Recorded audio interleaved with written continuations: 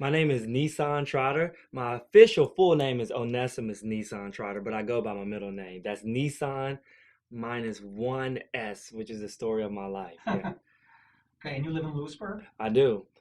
What's your age?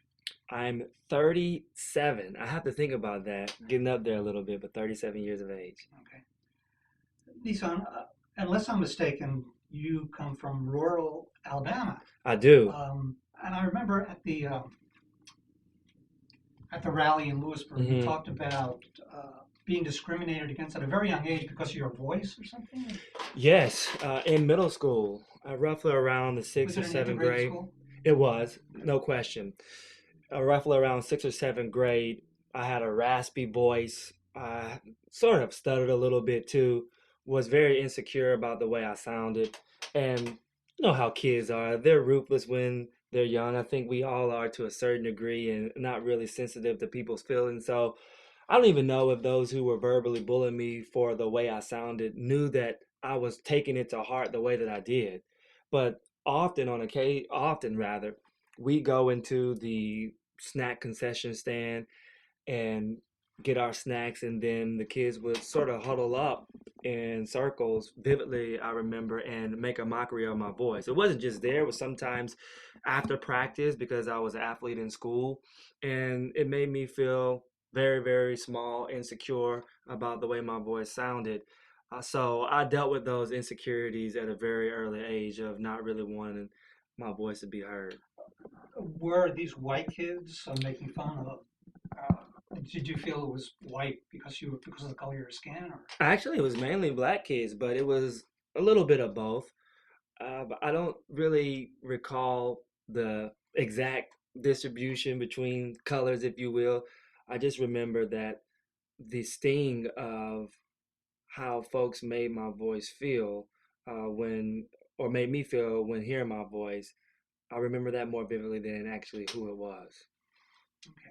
So let's jump ahead. hmm When it came time for you to go to college, Yes. you picked Bucknell, Yeah. I guess, or Bucknell picked you, Yeah. um, in the middle of Pennsylvania, Right. uh, very conservative hmm area. Why Bucknell? Why come here? Well, I didn't know those things at the time about central Pennsylvania, it being a conservative area. Really, in Alabama, especially when it comes to football, you're really not doing anything unless you're playing for the Alabama Crimson Tide or Auburn Tigers. So, a big dream of mine as an athlete was playing for Alabama University. And I was lightly recruited out of my high school, Robertsdale High School, to play football. I didn't have a whole lot of schools interested in me. Thankfully, my high school coach knew that I did well academically, and he sent my highlight tape off to a number of major, well academically endowed college universities, Bucknell being one of them. Mhm. And they took an interest in me. Really, I wanted to play basketball, but they took an interest in my football skills. The college recruiter came down, watched me during a high school basketball game, and I Mhm. did well during that game too. It was one of my best games. Mhm. Crazy enough, I remember the stat line too. I had 26 points, 9 assists, and I was on fire. And after he watched me play basketball, he was like, I know that you're the person that we're looking for because your skill set on the basketball court is transferable on the football field. And one thing led to another from there. Okay, so you moved up here. hmm What were your impressions initially uh, of Bucknell and also the area? Yeah. Well, Robertsdale High School is predominantly a white high school. And when we look really at the numbers between the black and white disparity, uh, it's very indicative of my high school experience where 76% of the US population is white, another 13-14% is black. And so I was already accustomed to being at a predominantly white high school. So when I transitioned up here to Bucknell, it was much of the same. It wasn't really that big of an adjustment in terms of just operating in a white space, if you will. The biggest adjustment was being so far away from home and knowing that I did not have, as a safe haven, a black community filled with my culture to go back to. Because in Alabama, it's still very segregated to this day in terms of the communities and the way they're set up. So I got homesick a lot while I was up here. And being from Alabama, which is heat driven, oh my gosh, it gets so hot down there. I never experienced a winter like I have up here in Pennsylvania versus Alabama. So those were some of the major adjustments, being far away from home, the weather difference, and not being able to go back to my community, which which was obviously filled with my family members and people who look like me, talk like me, dress like me, etc. A support group, a support group. Oh, no question, and a support group too. Yeah. Your experiences here, do you remember, or maybe it never happened, the first time you may have been, you felt singled out because of the color of your skin here in Lewisburg, or even Hmm. beyond? Lewisburg is fairly liberal, but outside of Lewisburg, Yeah, I have a foggy memory, and I don't recall exactly a hallmark moment where I really felt either racism or singled out, if you will. I can recall, however, being a black student on Bucknell's campus, which at the time the numbers were 3% of the student population at Bucknell were African Americans. mhm, And a large majority of that population consisted of those who were athletes. So I remember going into my classroom setting at Bucknell, and I'm the only black student in the entire room. And sometimes when questions were asked and I spoke up regarding any type of question, it feels as if you're representing the whole race. And that's probably one of the more prevalent times where I felt like, man, I'm sticking out a lot here because from one classroom to the next, one study to the next, when I transitioned, I was the only black in the whole classroom. what was your major? I'm curious. I majored in business management, minored in economics. But outside of the school, did you Hmm. ever feel like maybe when you went to out into farmland, did you ever feel like again kind of discrimination or just people just saying you're different? Yeah, I don't have the graphic stories from this area that maybe many people look for and search for, especially during times like this. I really don't. It is what it is. Yeah, it is what it is. And I do have those stories. Obviously, growing up in Alabama, it's a unfortunately rich part of the culture there, given the history of America, especially. But really, being black in America, you're always aware of your blackness. Most of the time, we are the minority. So I was very used to that from being born and raised in Alabama. I don't think that it was more blatant here in Pennsylvania as it was in terms of racism in Alabama.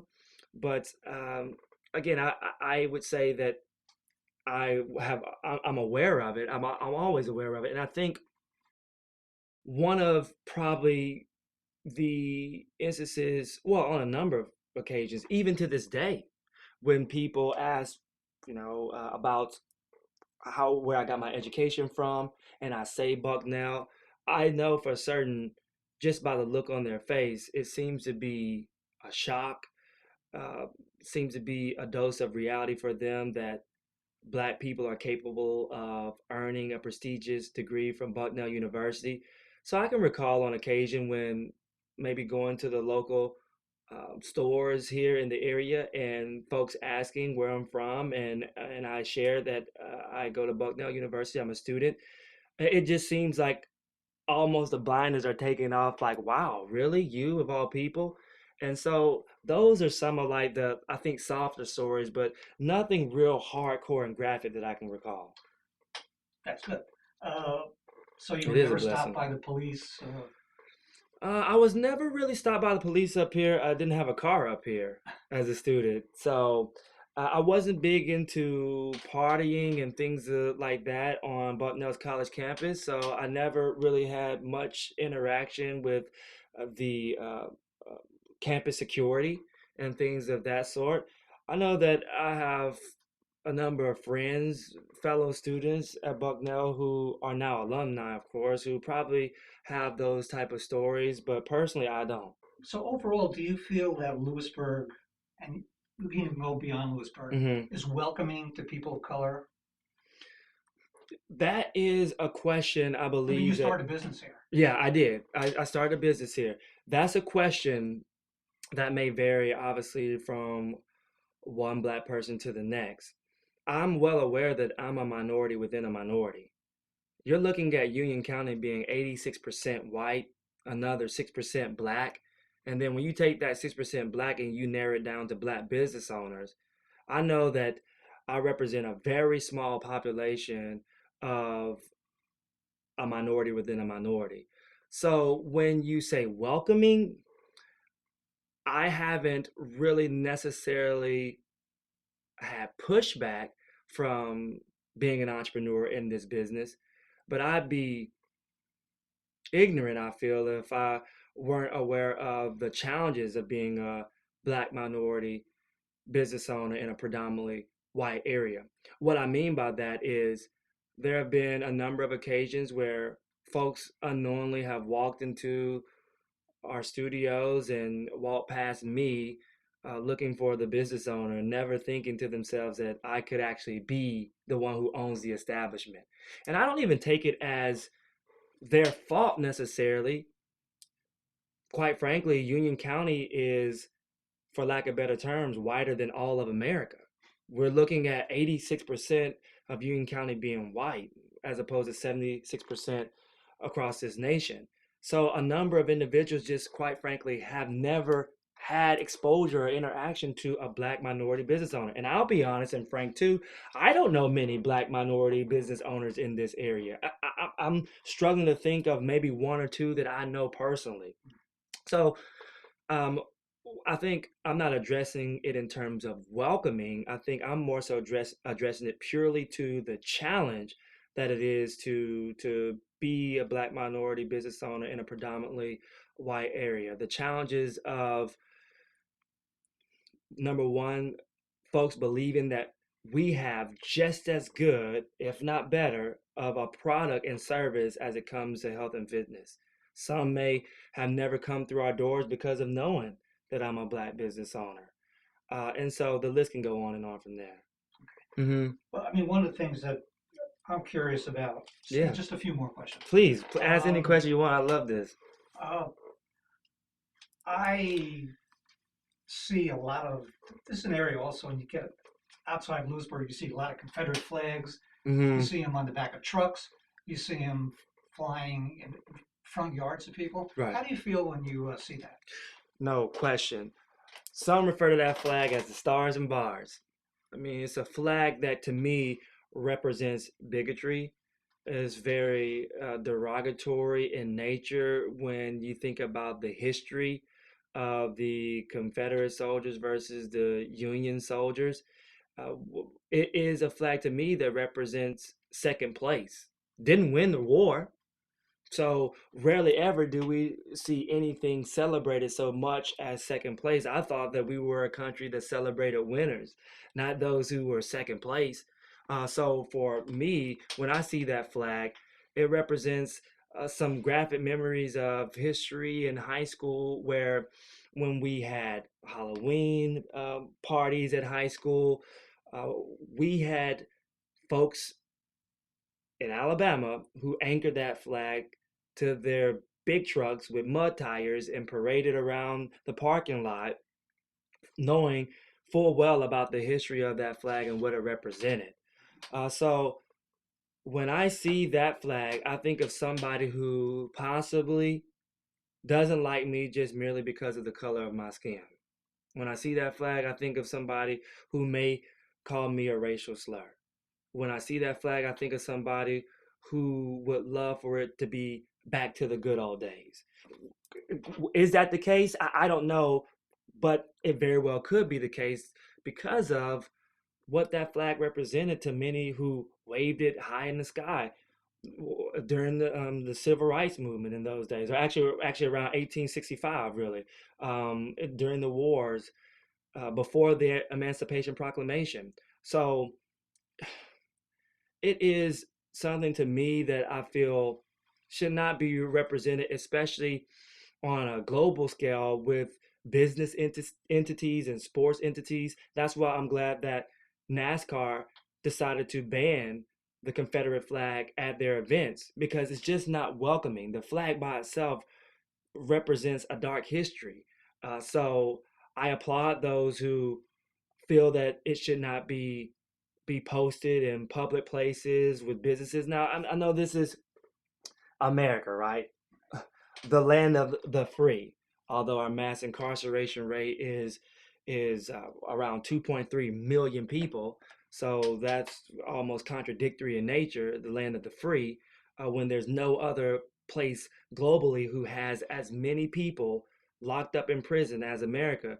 But uh, like I don't see that flag as representing America as it should. You are a part of the If Not Us collective, Hmm. and you've been very vocal, speaking out at some of those rallies. Do you feel that the movement is breaking down prejudice in the valley? Are you hopeful? Because I see a lot of white people, a lot of older people. Hmm. Do you sense a difference in this movement over some of the other movements you've seen in the past 10, 15 years? I do sense a difference. I do sense change.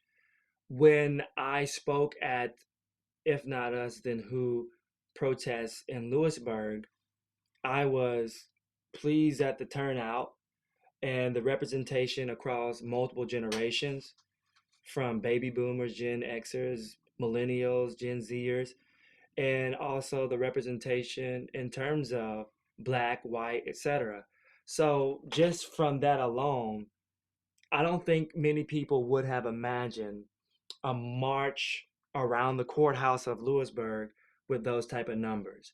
And when I seen even those who weren't a part of the march coming out on their front steps with their children, showing unity and holding up a fist in the air, and they weren't black people, I felt a warm feeling that we all want change.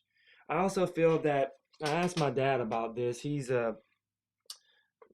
My dad is very smart man. He's valedictorian of his class, wrote the book Trotter 2020, A Southern Black Man's View. I asked him that, what is the difference between your generation and Generation Zers? How come the movement that we see now didn't start earlier? And why do we see so much energy among Gen Zers as opposed to your group? And my dad grew up in the 60s. He was roughly around middle school, somewhere up in there when it was Brown versus the Board of Education. June, I think 11, 1963, the desegregation of schools.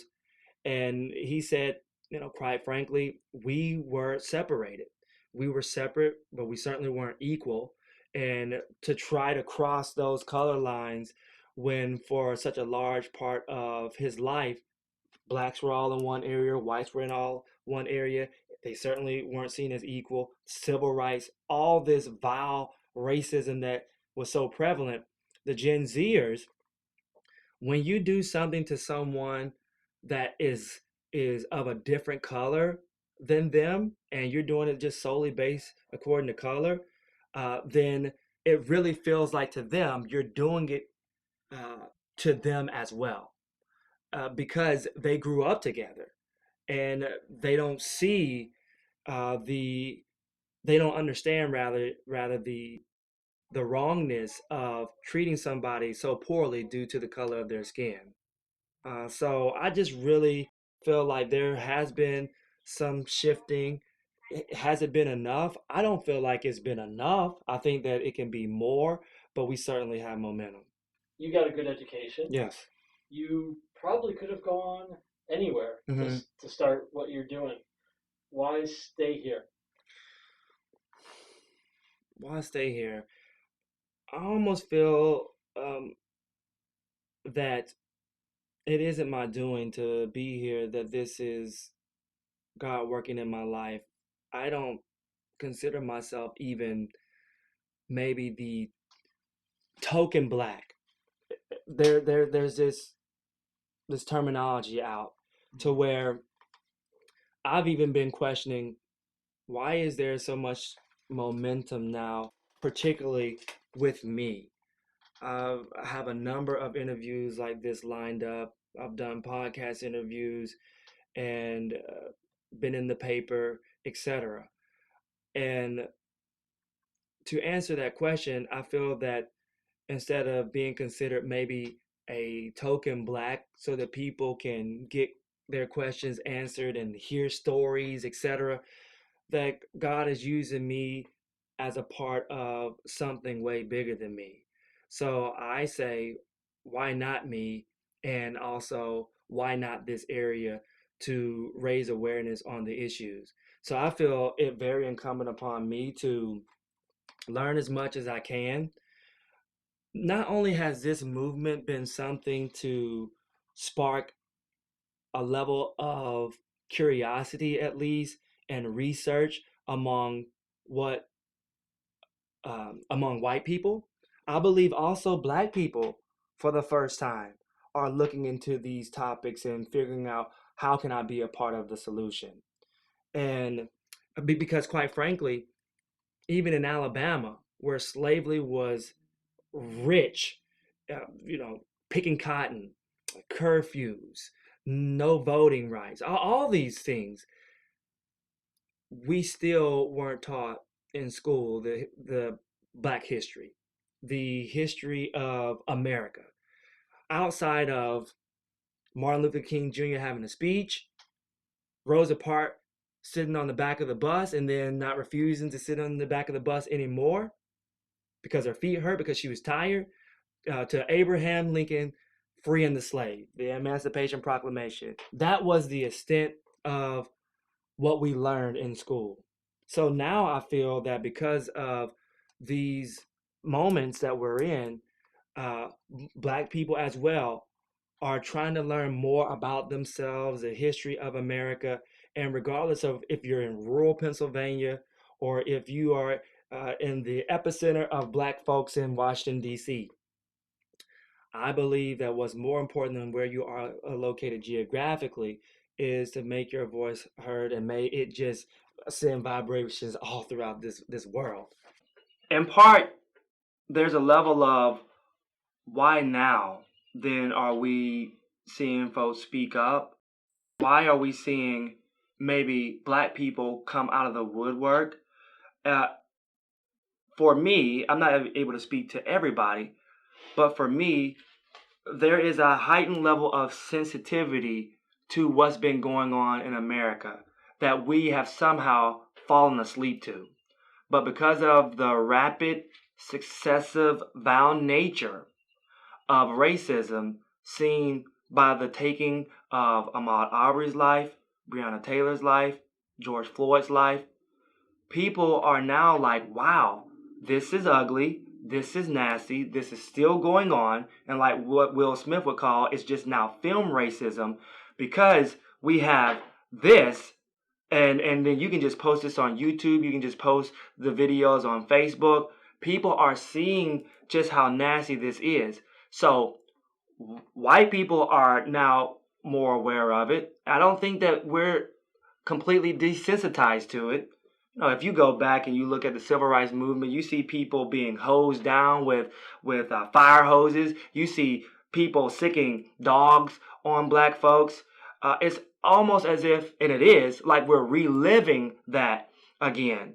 And I believe because of the shifting tides with generation and us, the interracial relationships and marriages that have been allowed, which at one time, Jim Crow laws, that wasn't a part of American society. But now I believe that we've been growing up more together as a culture.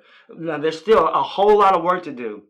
And I don't believe that I know a lot of black folks aren't satisfied with the progress of it. But the reason why we are also championing this cause and starting to share our stories is because people are listening. For the first time, it really seems that, and it feels like to me, people are listening. And here's the crazy part about this whole ordeal. When we look at mass media, predominantly white people control mass media outlets. So because of that, our stories have never really been shared to the magnitude by which it should. So we need every person, not just sharing stories, because that's just a small part of it. It gets us somewhere, but we need to also start to look at the racist policies in place and start to take action on them. Think about reform, etc. So I'm just encouraged that I see more people saying, "Hey, I've been experiencing this. It's been going on with me because of the color of my skin, and now that you're listening, let's take advantage of this time."